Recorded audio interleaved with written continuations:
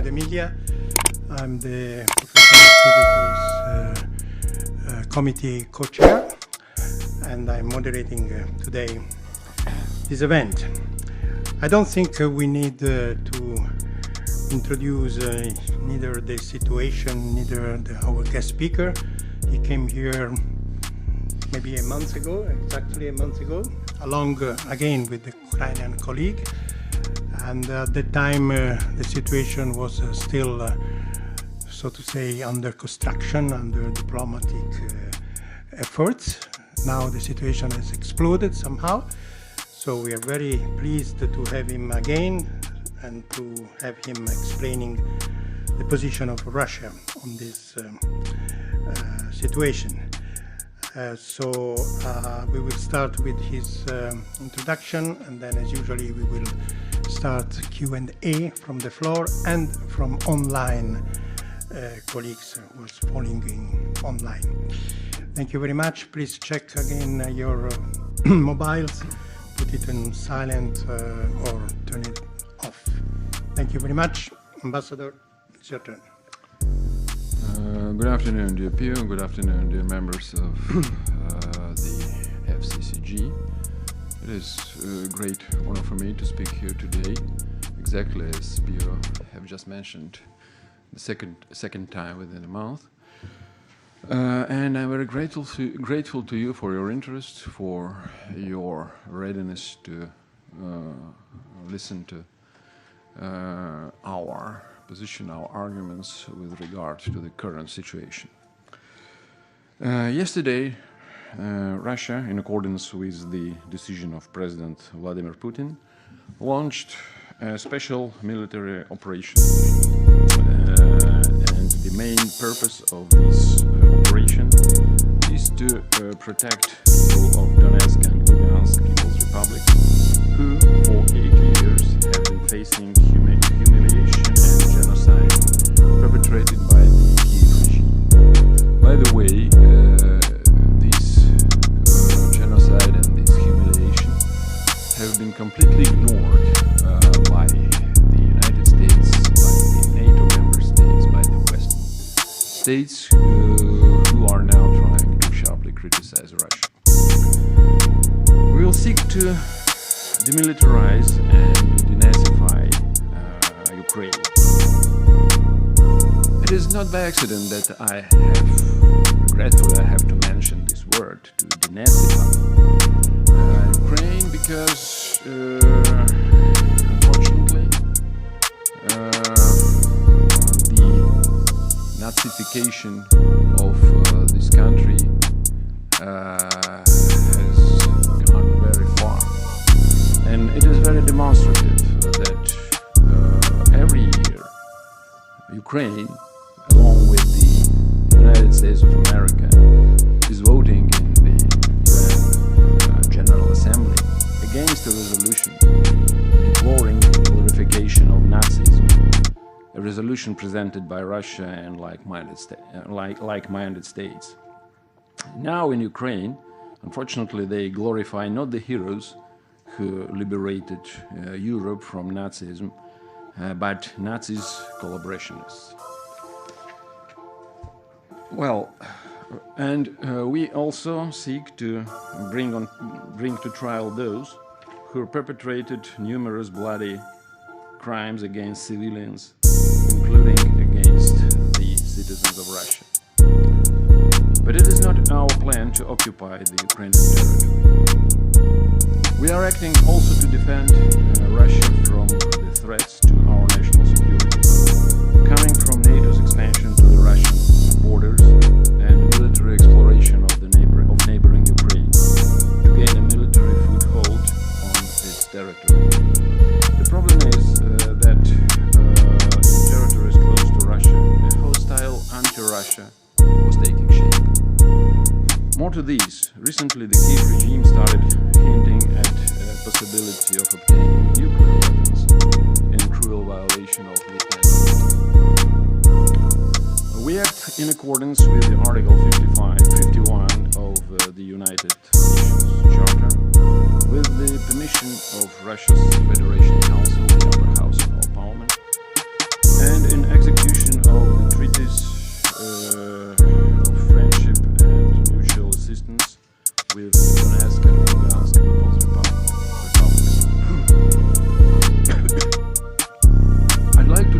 At the same time, I'd like to draw your attention to the fact that within all these recent decades, Russia has been trying to settle all the problems by political and diplomatic means.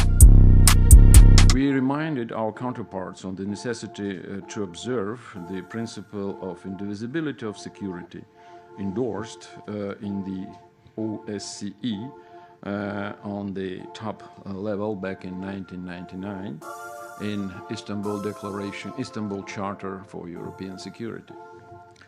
This principle, the principle of the indivisibility of security, stipulates that no country should ensure security at the expense of security of other states. Again, this principle was confirmed on the top level within the OSCE, with the participation of all the NATO members, Russia, Ukraine, etc. We presented to the United States and NATO several fundamental proposals on ensuring European security, on legally binding guarantees of security in Europe. Regretfully, these proposals were ignored. Our repeated messages to Kiev and its Western handlers about the need to stop the violence and genocide in Donbass and to implement the Minsk package of measures have fallen on deaf ears. Because for them, the people of Ukraine and the people of Donetsk and Lugansk are just bargaining chips. Even after Russia recognized the independence of these republics, the shelling on their soil by the Ukrainian armed forces not only didn't stop, but even intensified. Given these circumstances, a forced decision, as President Putin underscored yesterday, was made to conduct a special military operation designed to stop the tragedy in Ukraine, which began after an illegal regime change in Kiev as a result of a violent coup in February 2014. At the same time, we hope that there is still a chance to return to international law and international commitments. As we take measures announced by the President to ensure the security of our country and of the Russian people, we will always be ready for dialogue that will return us to justice and to the principles of the UN Charter. The basis of our policy is not to damage the interests of Ukrainian people. It is to defend the Russian citizens and our country itself from those who took Ukraine as a hostage and tried to use it again. Again, no occupation will be conducted. The future of Ukraine shall be decided by the Ukrainian people. Actually, that is all what I wanted to tell you in my remarks. So I'm ready for questions. Well, thank you very much, Mr. Ambassador. Allow me to start this question and answer and warm up a little bit the debate here. As I said, we had the Ukrainian ambassador a couple of hours ago, and he insisted very much on a point that I think everybody understood very well, that one thing is to intervene in Donbass to protect the citizens of the Russian citizens, the Russian people, and another thing is to bomb other part of Ukraine. What is your comment on that? As I told you, there are two purposes of the special military operation launched yesterday. First is to protect the citizens of Donetsk and Lugansk People's Republics who have been suffering from apparently cruel genocide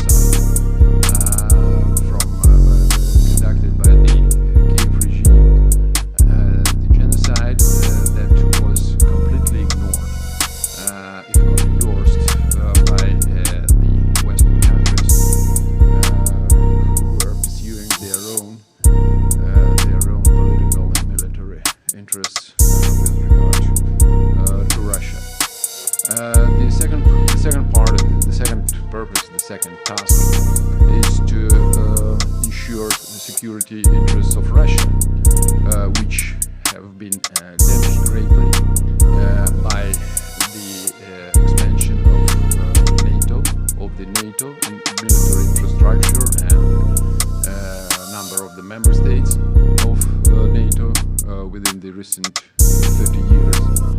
And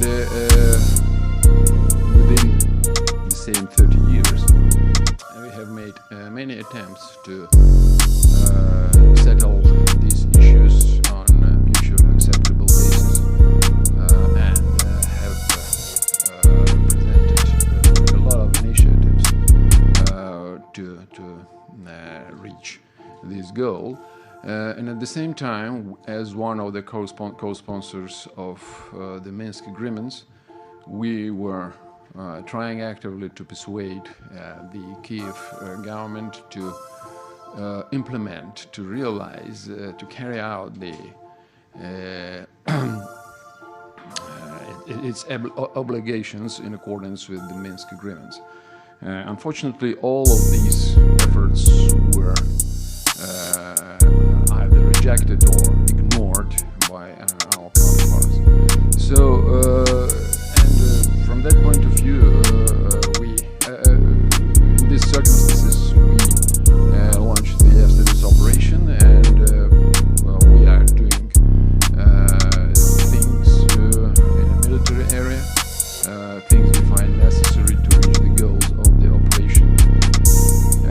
I would like to draw your attention to the fact that unlike the Ukrainian government armed forces in Donetsk and Lugansk republics, we do not conduct any military actions, any bombardments, etc. against the Ukrainian cities. So the operation does not direct it against the Ukrainian people. We work only on military facilities of the Ukrainian army and nationalist units deployed in this part of Ukraine. And then again, I would like to remind you that it was the Ukrainian government forces who used air force, who used heavy armaments against their own citizens, against the Ukrainian citizens in the eastern part of Ukraine, the citizens who did not accept and had all rights to not accept the illegal regime change in Kiev in February 2014. Thank you. Okay, let's start from the floor now. Khaldun has the first, then Andy.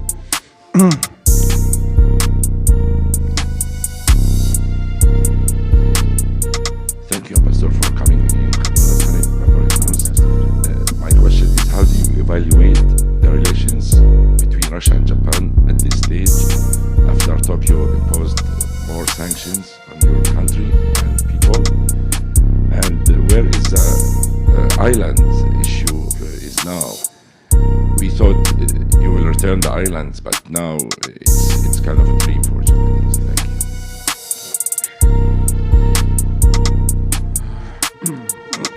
Thank you so much. Well, of course, we read today's announcement by the Japanese government about what it called additional sanctions against Russia, and recently I have clearly told the Japanese government, top-level government official, that officials that first of all these actions from the Japanese side will be responded. There will be a response from us. I suppose there will be a serious response from us. And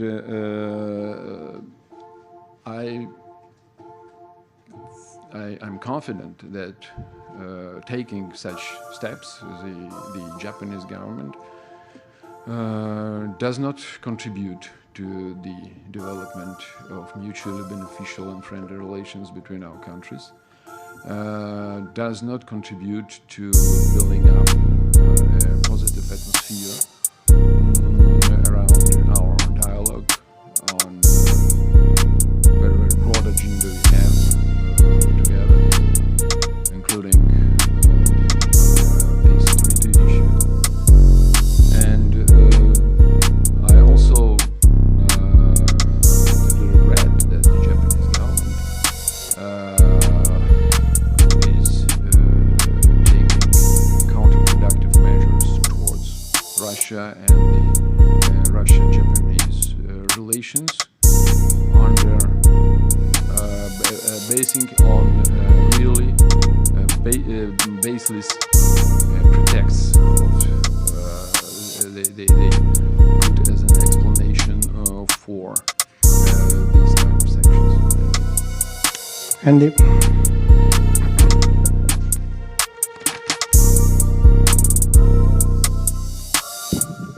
Hi, this is Andy Sharp from Nikkei Asia. Thank you for coming, Ambassador. I do appreciate you taking the time. Just a very short question. Obviously, you talk about defending the ethnic Russian people in the east of the country and the Russian language speakers. But, reports I've seen overnight and mentioned by the Ukrainian ambassador this morning said that Russian forces have seized the Chernobyl power plant. Can you confirm this? And if you have done, please can you explain the rationale behind that? Thank you.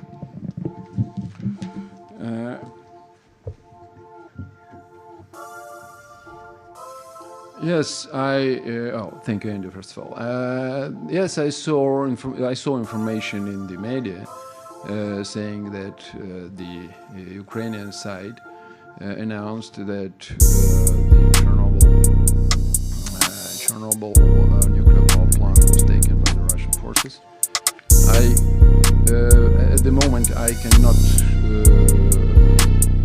deny or confirm this information because I have not seen yet an official announcement from the Russian side with regard to this case. But I can assure you that everything will be done for safe and responsible handling of all the nuclear facilities that can be that can be or may be in the area of the activity of the Russian forces. I think Greg was first and then Peter.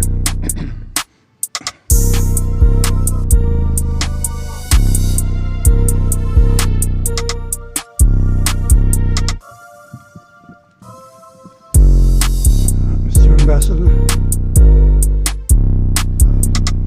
mentioned the importance of the Minsk agreements. The Minsk agreements call for autonomy in Donetsk and Lugansk, presumably for the oblasts, for the whole area. Your government has established republics in the area which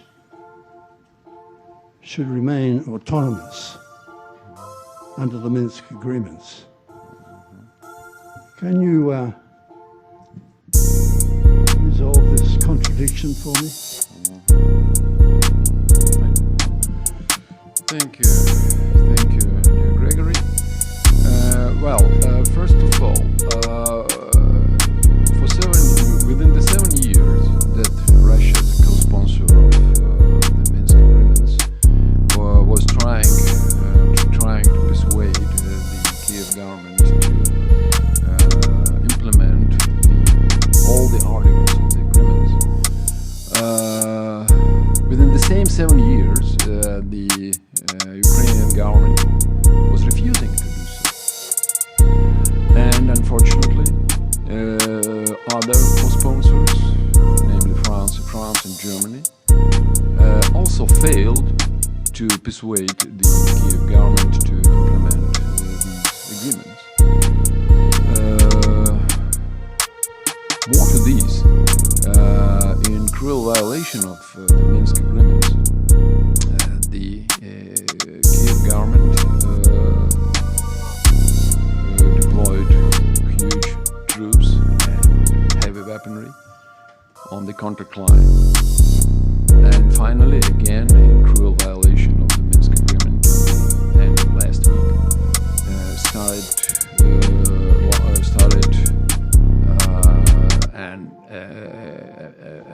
a large-scale attack on the positions of the two republics, and actually that is when we realized that the Kiev regime does not only want to implement Minsk agreements, but we realize that it wants to make a third attempt to settle the problem by force, following two attempts back in 2014 and 15 that were a complete failure, and after which Minsk agreements were signed. And also, Kiev government didn't implement, in fact, many of the articles, if not all the articles of this agreement. First of all, Kiev government refused to establish dialogue with the what was called in the Minsk agreements as particular districts of Lugansk and Donetsk regions. There was no amnesty, there was no exchange of prisoners of war, there was no elections under the control of the OSCE, etc. So it was the Kiev government's policy that in fact killed the Minsk agreements. And this created a completely new situation. A new situation when the two regions asked Russia to recognize them as independent states, and taking into account the 7 years of sabotage of these agreements by Kiev authorities, and taking into account 7 years of genocide conducted by the Kiev authorities against the population of Donetsk and Lugansk republics, a decision was made in Moscow to recognize them as independent states. Thank you. Peter.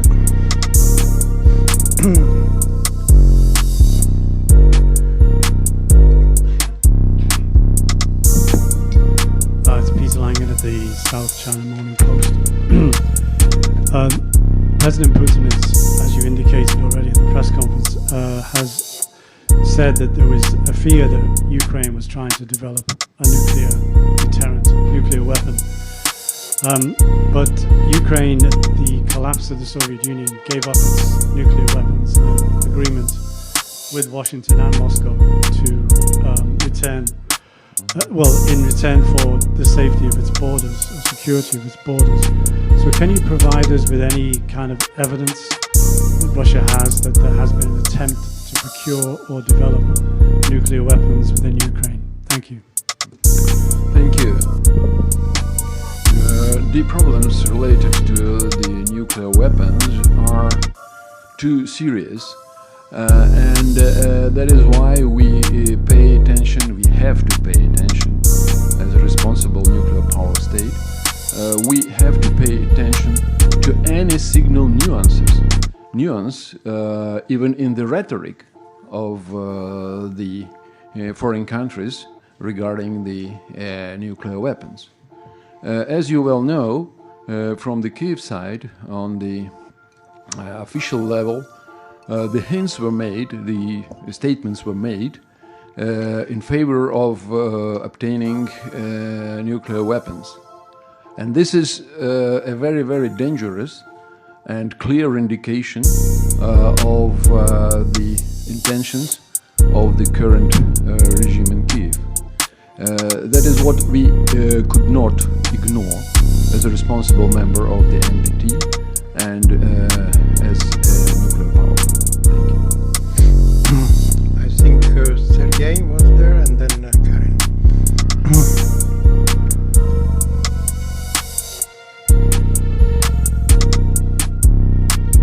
Sergei Mingashev, Russian State Television. Speaking about Japanese sanctions, when 8 years ago, when Japan joined to the West, many people said that Japanese sanctions were soft, more like nominal. Is it different today? How is it different today? And can you give us some details? What is the Japanese contribution to weakening the Russian economy? For example, Russia is banned to sell its sovereign debt. So how much is it? How much of this sovereign debt has been sold to Japanese companies, or this freezing of assets of financial institutions and individuals? Who are those individuals? How much is it? How tens, hundreds of millions, billions? And you said that Russia is preparing a response, and you said it will be very serious. Can you share some details? What kind of response might it be? Thank you. Okay. Thank you, Sergei. At the moment, I only heard the official statement from the Japanese government, which says about the key elements of what it calls sanctions against Russia. They gave no details. So I don't know about these details, and that is why I apologize, but I cannot respond in detail to a question about how much of damage there will be for Russia. But I definitely know that there will be damage for both sides, for those who impose sanctions and for those who are imposed sanctions. That is one point, and so it is mutually unbeneficial step. And frankly, I wonder why the G7 governments are so responsive to the U.S. demands. Frankly, I hoped to see more independent and autonomous policy from these countries. Then, because the purpose set by the United States with regard to the sanctions against Russia is actually not related to Ukraine or to any other concrete international issue. It is related to the US strategy to weaken Russia, as President Biden has just said while announcing sanctions or before announcing sanctions, the current package of sanctions. This goal itself is quite toxic and unachievable, because it is not possible to oust Russia, to exclude Russia from the world economy. And that is what Mr. Biden and his administration try to seek for, and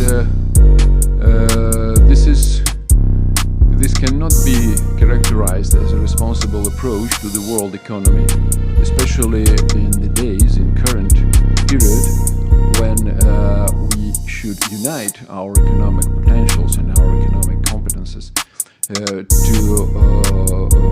struggle the economic decline caused by COVID-19 disease infection. The aim of the United States, which was regretfully supported by other members of so-called G7 mechanism, is very, very much counterproductive for the world economy, taking into account the role and place of Russia in world economic mechanisms. First of all, as a responsible supplier of vitally important energy resources. By the way, vitally important also for Ukraine.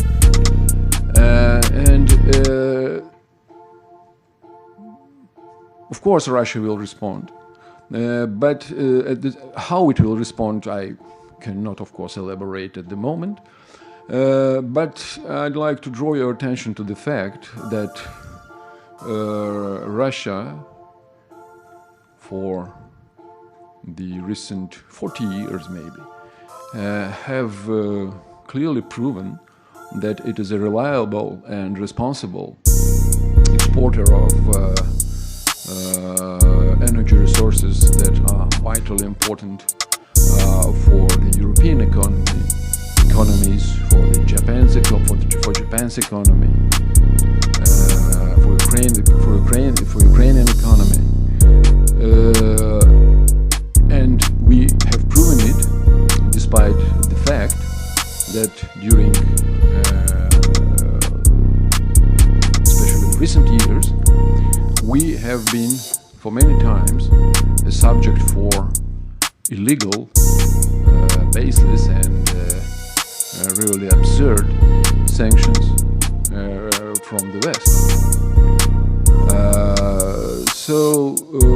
Unlike Ukraine, who would steal our gas designed for the Western European consumers from the pipelines which is going through its territory, we have always been strictly adhere to our international obligations. That is just to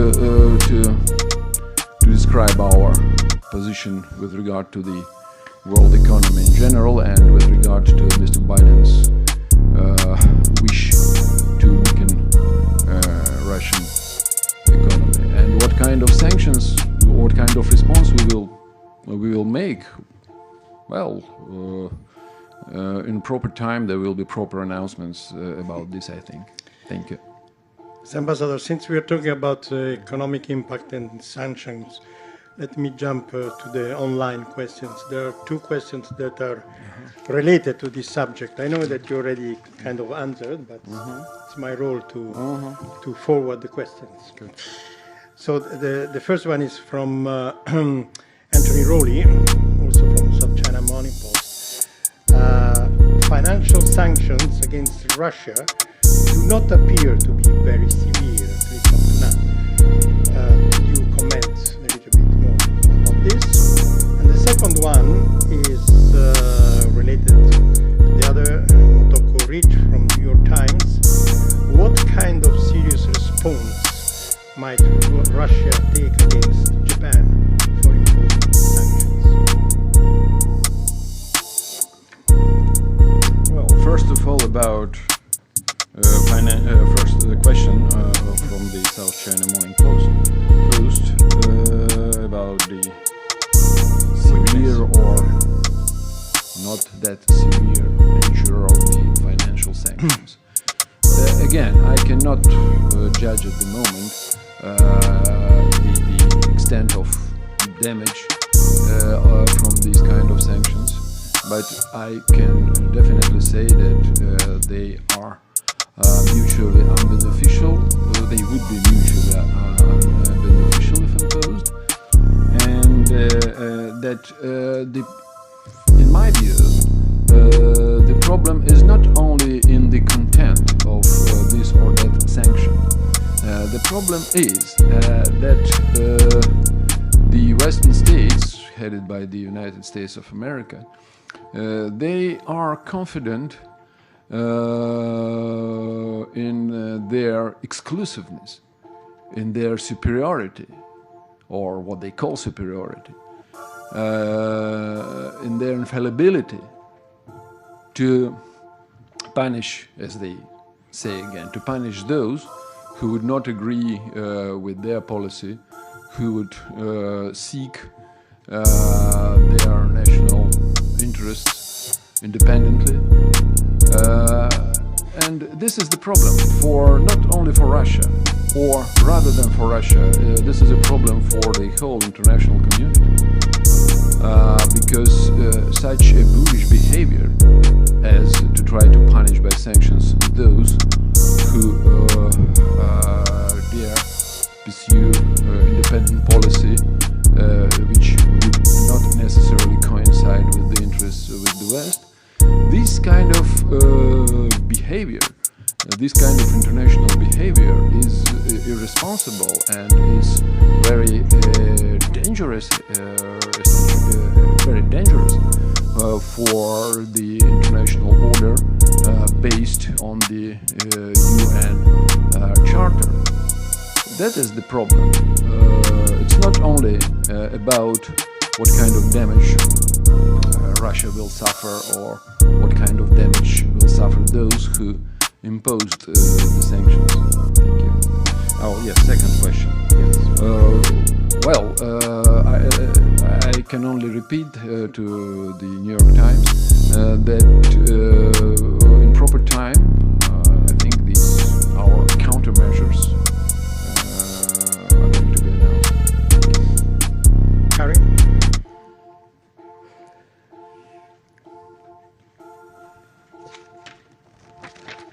Thank you for coming. My name is Karine Nishimura from French Libération newspaper and Radio France radio station. My question is, what is your final goal in Ukraine? And when you will reach this final goal, will you stop the operation? Or is there any other country you think as a threat for Russia?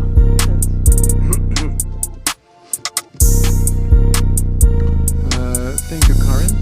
I think President Putin was clear enough to when he explained in his speech on the 24th of February that there are several goals of our operation in Ukraine. The first is to protect citizens of Lugansk and Donetsk republics who suffered genocide from the Kiev regime. One more is to defend the security interests of Russia, which were greatly damaged and which are still greatly jeopardized by the expansion of NATO from 16 states back in 1991 to 30 states at the moment, and all new members of the NATO were from Eastern Europe, from what we call post-Soviet republics, and from the Balkan states, namely the countries very, very close to Russia. So now Russia is, the NATO is at our gates, the NATO, which first of all considers Russia as an opponent or as an enemy, which is very dangerous itself. Then maybe I have already mentioned this in this hall. Then NATO, as maybe no other international organization, has a long list of aggressive actions against the sovereign states. Look what the NATO did in former Yugoslavia back in 1999. It was actually a big war in Europe, which led to the change of status quo by force.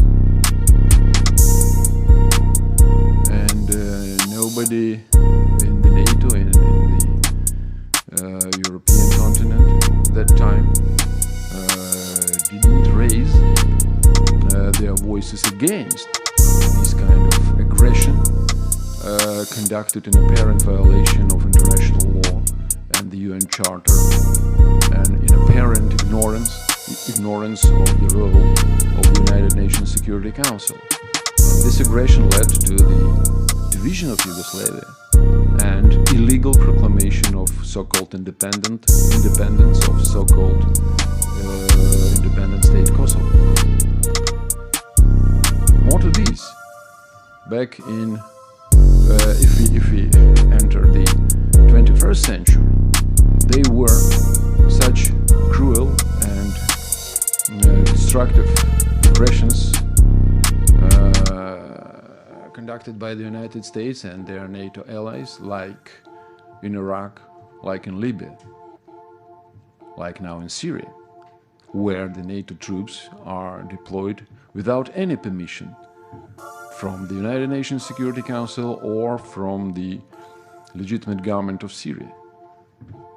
And all these aggressions resulted in very, very negative, very, very heavy results for the region, for the respective regions, and for the international community in general.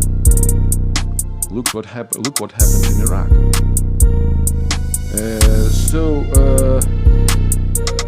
Our goal is to protect our security interests against the background of expansion of such a dangerous organization as NATO, so closely to our borders. And again, this organization started military exploration of neighboring Ukraine, supporting the most radical, the most extremist and neo-Nazi sentiments in the Ukrainian government, Ukrainian state, and Ukrainian society.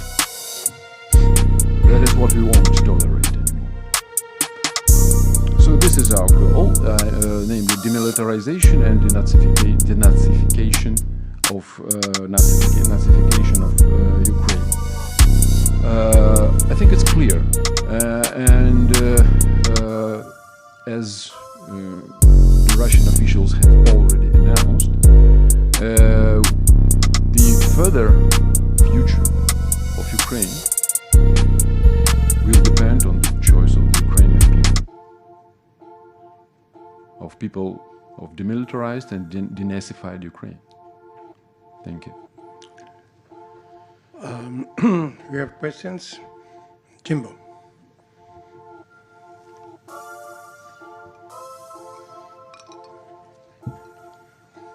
Hello, Teddy Jimbo with the videonews.com. Just a follow-up question on the Minsk agreement. The President Putin already said that it no longer exists. So is that Russia's official position that Minsk, Russia is actually abandoning the Minsk agreement? And if that's the case, and since you mentioned the preventing expansion of NATO is one of the purpose of the operation, does that mean that the ceasefire of the current military conflict requires Ukrainian government agreeing not to join NATO for the ceasefire condition? And if if Minsk agreement no longer exists, I suppose you will need a new agreement. Who will be the involved party? Who do you foresee are the involved party in the new agreement to establish the ceasefire? Okay, thank you so much, Harry. Well, first of all, it is not Russia who abandoned, as you said, the Minsk agreements. It is the Ukrainian government who actually abandoned this agreement almost immediately after signing it. And that is really a problem, because for 7 years we tried, without having any productive assistance from other co-sponsors like France and Germany. We were trying to persuade the Ukrainian government to implement Minsk agreements, but there was no result, because due to the very, very much, let's say, unfriendly position of the Kiev government, and as a result of really absence of political will in Kiev to implement this agreement. So that is not I understand that there is sort of a fashion to announce anything as a result of Russian actions, but in this case it's not Russia who killed this agreement. Then you asked about the future. I mean, about the future developments with regard to the special military operation in Ukraine. Well, it does not depend only on us. What is going to happen next? We, of course, we would prefer to see responsible attitude towards our initiatives, towards our proposals, towards our ideas, which we have presented during recent decades for many times, but unfortunately we haven't yet seen such a responsible agreement. We have seen only NATO expansion and empty chats, empty talks about regional security with no result. So we have not seen yet the true observance of the principle of the indivisibility of security, which I mentioned above. Thank you. Lady there, yes. Hi, thank you, Ambassador. My name is Haruyo Miyamoto from Tokyo Broadcasting System. Thank you. My question is regarding your special operation that's undergoing in Ukraine right now. You say that's a special operation to demilitarize and to liberate the people of Ukraine from the Nazis. That's the explanation, basically. I understand. But if Russia succeeds in this operation, if it succeeds in liberating Ukraine, do you think the people in Ukraine, not only in the Donbas area, but in Kiev and in western part of Ukraine, do you think the people in Ukraine will accept your government's decision and will be welcoming President Putin's decision? What do you think? Thank you so much, Ms. Miyamoto. We declared very clearly that our goals are to protect people in Lugansk and Donetsk republics, then to protect our national security interests, and to demilitarize and to denazify Ukraine. After that, the decision will be made not by us. It will be made by the Ukrainian people. And I don't, at the moment, I cannot predict what kind of decision will be made by the Ukrainian people. But what, as President also mentioned in his speech on the 24th of February, what we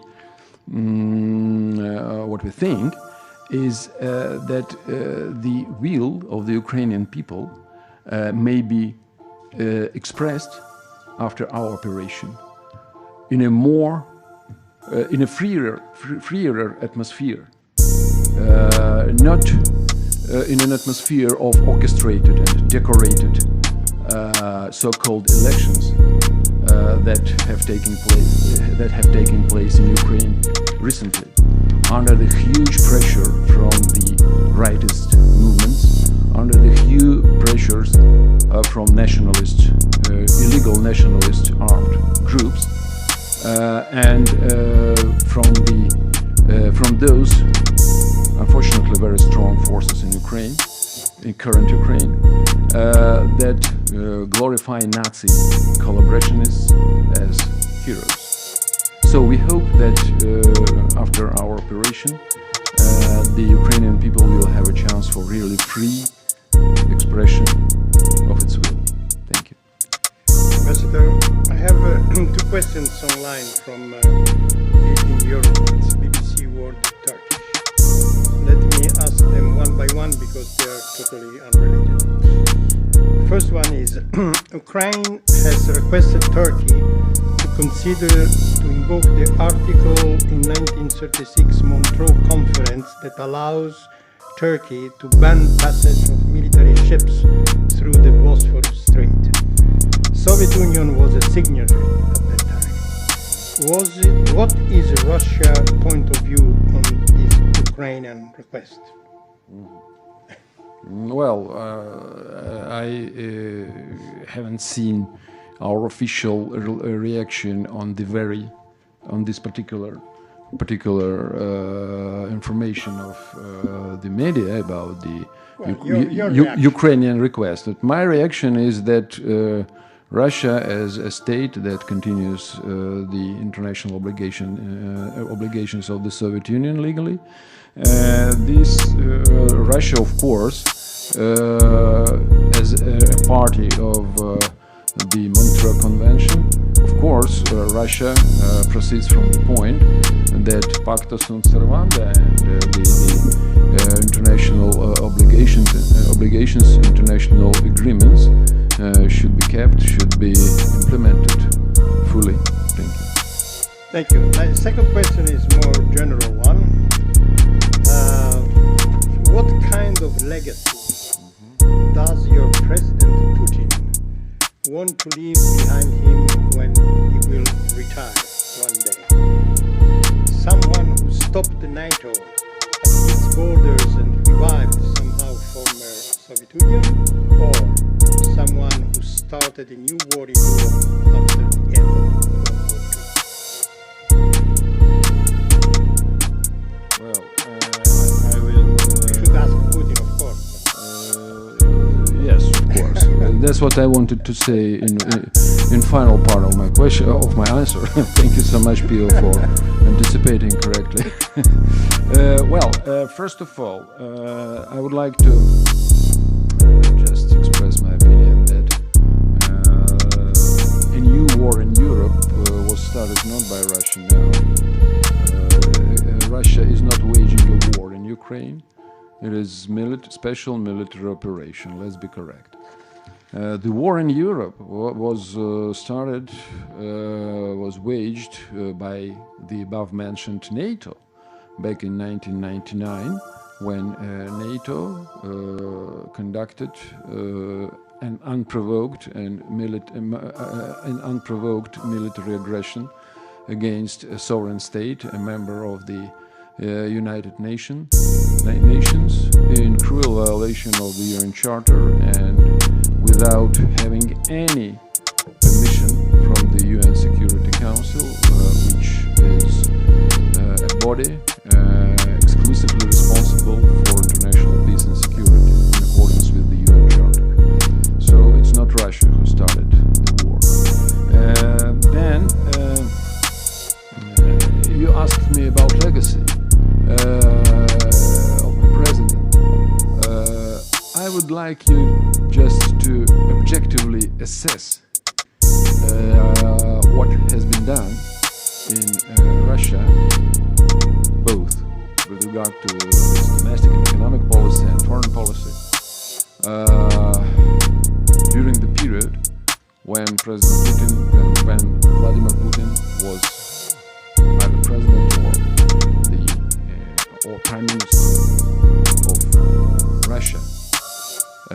There was a great progress in many areas, and there was a great strengthening of Russian position in international affairs as a very responsible power, which contributes greatly to world peace and security.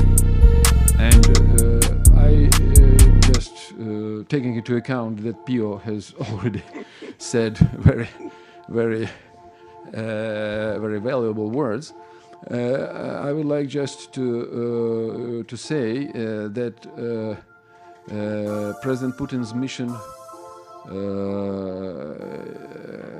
has not completed yet. He's continuing fulfilling his duty as the President of Russia, as Commander-in-Chief of Russian Armed Forces, as the leader of our nation, and of course and I'm sure that there will be new success under the leadership of President Putin. Well, I know that your president is very active on Zoom, so maybe you can help us to have him on Zoom and answering this question next occasion. Let's try, why not? Okay, I think that we are wrapping up now. It's time. Allow me, as usually, the last question. I think that most of us, including you and me, have been born under a bipolar system of war, and then we witnessed the period of unipolar system. America, the only superpower. Do you think that this era is over forever? The American, so-called American order is finished, and now we have at least a tripolar situation: China, Russia, America. Well, we in Russia think that we are now all, whether anybody likes it or not, we are living in a multipolar world. Yes, there was a period when the West, headed by the United States, might feel its exclusiveness and its exclusive right to so-called right, alleged right to decide about the international order, how should it be. But this time has already passed, because new centers of political, economic and military power are emerging, and this is what should be taken into account by the United States and its Western allies, that the world has changed dramatically, and there will be no situation, in my view, in foreseeable future, that the United States could unilaterally decide, could unilaterally make a decision on this or that problem, on this or that issue. There should be a collective, in present-day world, when we all face the problems that cannot be handled, that cannot be solved by one single country, no matter how powerful it is. We should more and more rely on collective mechanisms of settling international issues, and of course the most universal and the most responsible, the most authorized is the United Nations. But at the same time, we see the apparent growth of role and effectiveness of G20 mechanism, where all main countries are represented, including BRICS states, for instance, including above-mentioned G7 and other largest economies of the world.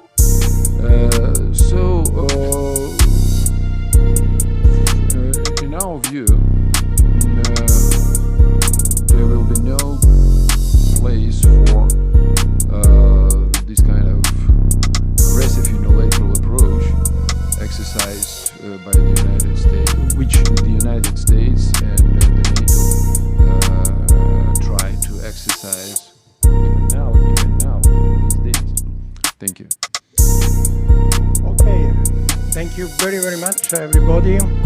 You have now a break of a couple of hours. I hope to see you all here again for the last third of the day. The American Ambassador Emmanuel Ram is coming. So thank you very much, Ambassador, for coming again. I hope to welcome you and your Canadian guest again at the end of this. Very soon, I hope.